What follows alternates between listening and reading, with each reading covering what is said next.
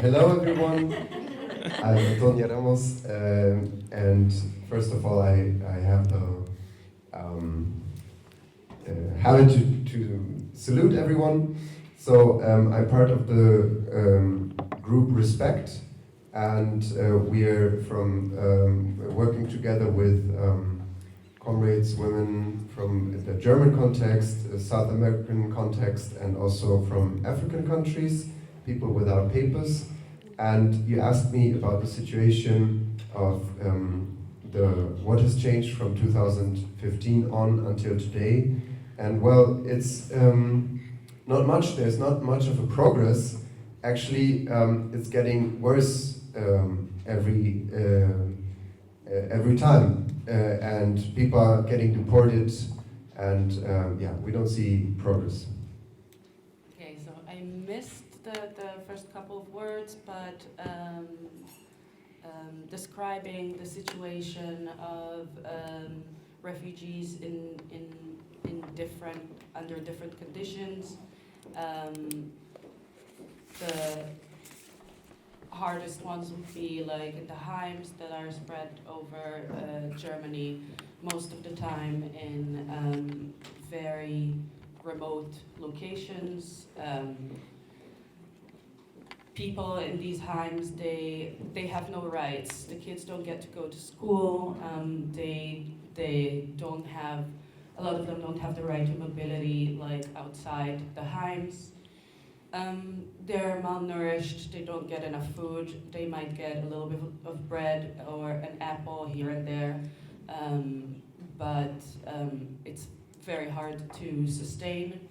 And of course there's a constant fear of deportation over their heads. So yeah, those are some of the difficulties described. So the rules are unclear all the time. Nobody knows exactly what is allowed and what is not. And when you try to move around these heims or refugee homes, you would put one foot out of place and the police would find you and punish you for that.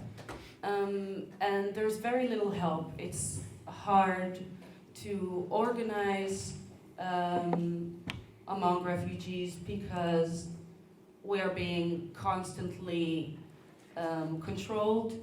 There's constant policing. There's constant checks of paperwork. And of course, the criminalization of work. And especially when it comes to black men, they are being policed the most. And the very concept of illegal work is an attack on people's rights because they have a right to work and to sustain themselves. And the lack of rights or access to education, health, housing, puts people in really difficult positions. And the state knows that these people are here. It knows that they're doing grunt work, that they're working in cleaning, that they're taking care of children, that they are essentially a part of this economy. This is not something that the state is not counting on. So even when we get killed, nobody cares, you don't hear about it. If a black woman is murdered, this does not reach the media, whereas if a white woman would be killed, we would probably hear about it more. So there's the feeling that there is no justice, nothing changes, nothing improves. You are marked everywhere in public, in the U-Bahn, for example. People see us and they clutch their bags. They think we're thieves, but the real thieves are those who have taken our land. And we are honorable people who are trying to survive. She already mentioned in her previous intervention many things about everyday life of illegalized people in Germany and refugees. If she wanted to add, I was asking her about specifically access to health or housing, just to have a full overview, and also how in this context solidarity and resistance could work or should work in her opinion. So, as I mentioned before, we as women without papers, we don't have right to anything, but nevertheless we organize. So we are in contact also with some doctors, medics. Most of all, it's direct help. So we are no institution. We are an autonomous group.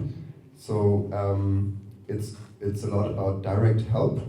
And we all have to mobilize. For example, if a woman needs help, then we all need to mobilize. And also, if she's with her child, for example, take her to our own homes, and also maybe organize workshops to give them orientation and in like the basic things, what to do. I assume. Like she meant, like for example, paperwork or things like this. So we have to also concerning work, for example, finding work. So we have to help ourselves. So it's a lot about the solidarity, and we have no other option. Then sometimes. People are frightened. What can I do? So we cannot help. There's like a woman without papers. What shall we do? But we don't let them down. We are very disciplined. We are very educated, and we will help ourselves. So there's treaties with medics, doctors. There's also schools which are for free, and we try to find them. And as I said, like the housing situation, also organize it amongst ourselves. She said, she started with saying that they also work together with a group that's called Solidarity Cities. Ya, es un grupo que se llama Solidarity Cities. It's an autonomous group, and it's also related to the problem of schools and schooling for their children, or so because they don't have the right to go to schools, and we can also build our own schools because also there's fear to do these kind of things. And but for all of this, we organize also with the German women, but it's also about informing, having a campaign, information campaign, also talking to the directors of the schools, and letting them know, because people say or like it's in the law, in the declarations. It said like every child has the right to study, but our children don't have this right. So we want this also for our children. And concerning the healthcare, we work together with doctors from the Medibüro. So a lot is about direct help, and so many people want to help, but then they leave us alone. And for example, there are these anarchists that scream loud in the streets when there is like demonstration, but then we ask ourselves, where are they when we want to fight? So they're not there. So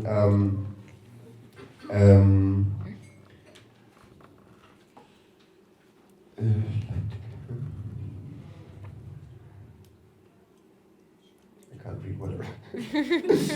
So basically, she's saying the situation of the idea how people think of solidarity is a problem, because it's like one directional. So people think like, yeah, what can we help you? Maybe you need like a bit of food, or you need a little bit of clothes or something. But what they really need is struggle, so that people fight, and they fight together, and not just them as migrant women, as women without papers. So it's also about visibility of the struggle, and we will still, like, even though if there's all this repression, we will still speak the truth. I will still speak the truth, and if you speak the truth, you can go wherever you want, and we will continue this struggle. And we want to continue this struggle for our children, for our grandchildren, so that they have a comfortable and better life than we have. And I have hope in the future for our children and grandchildren, but still there's quite little struggle. There's very little struggle, and yeah, this is something that needs to change. So she was asking if this was the question concerning Solidarity City,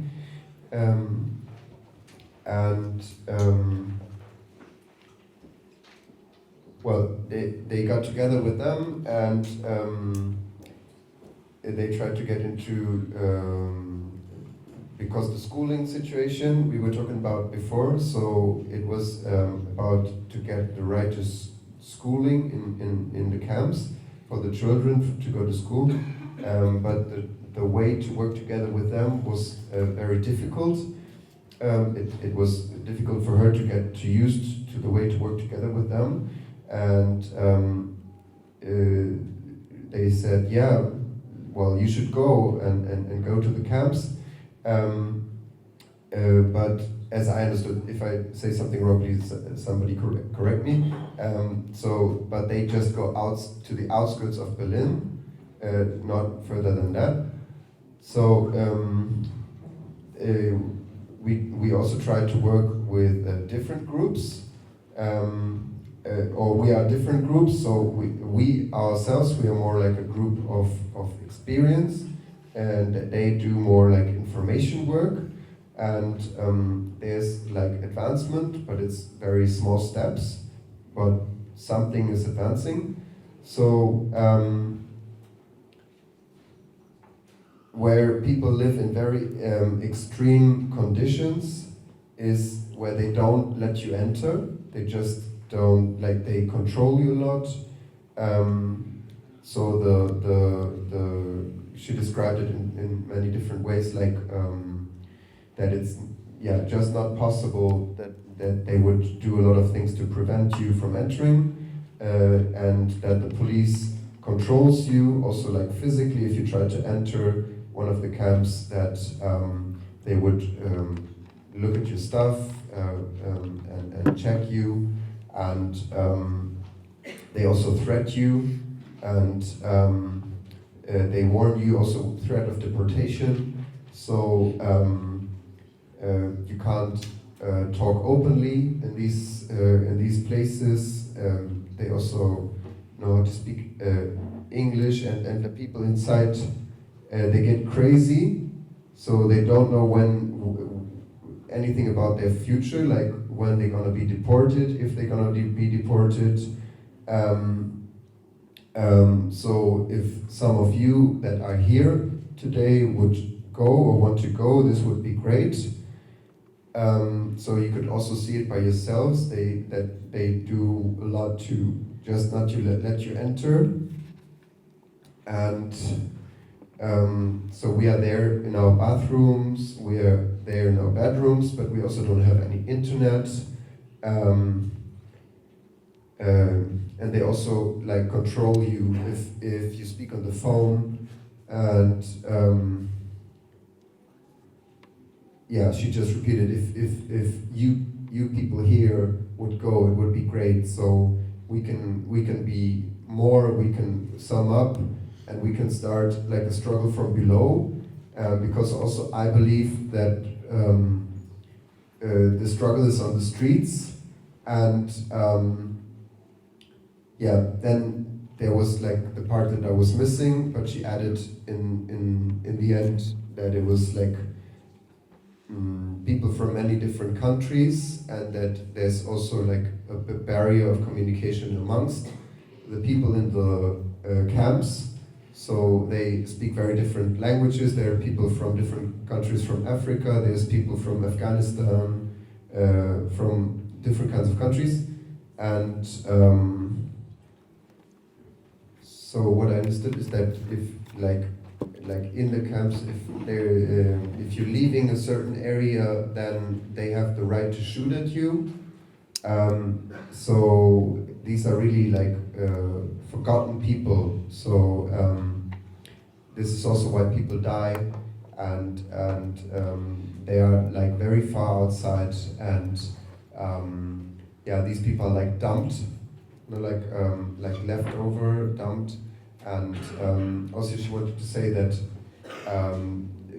she maybe like left out some parts concerning the way to work together with Solidarity City and her comrade Yankirai. So if she has some more things to say about it, she can like add up some stuff on it.